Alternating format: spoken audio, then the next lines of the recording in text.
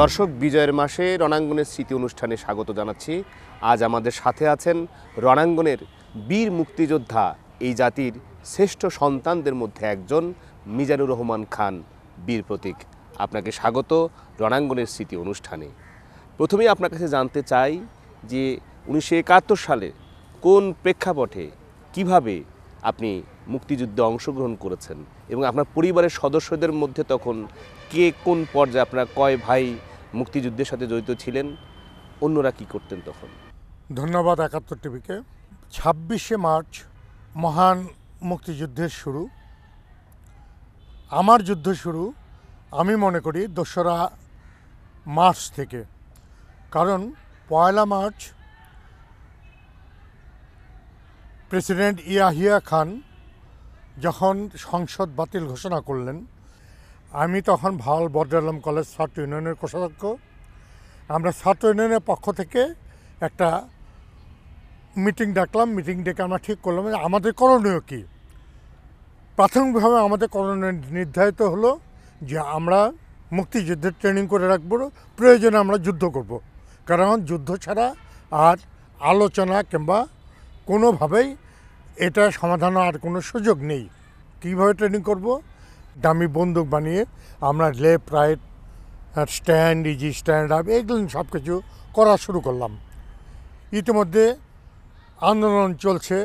আমার বড় ভাই নজরুল ইসলাম খান, বিএনপি স্থায়ী কমিটির বর্তমান যে সদস্য, উনি তখন ছিলেন জয়দেবপুর সর্বদলীয় মুক্তি সংগ্রাম পরিষদের কোষাধ্যক্ষ।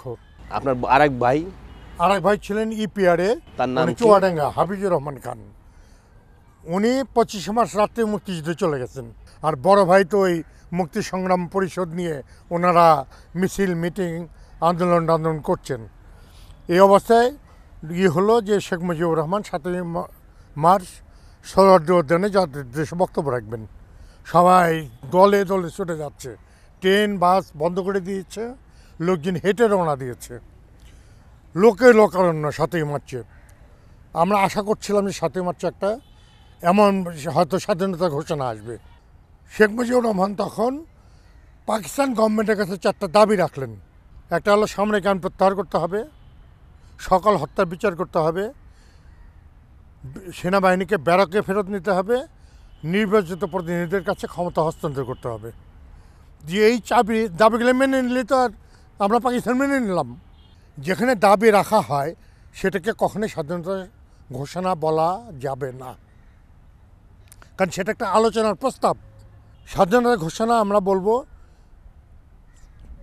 জিয়াউর রহমান সাহেব 26শে মার্চ সকালে কালুরঘাট বেতার কেন্দ্র থেকে যে ঘোষণাটা দিয়েছেন, সেটাকে আমরা বলব যে we declare the independent of Bangladesh.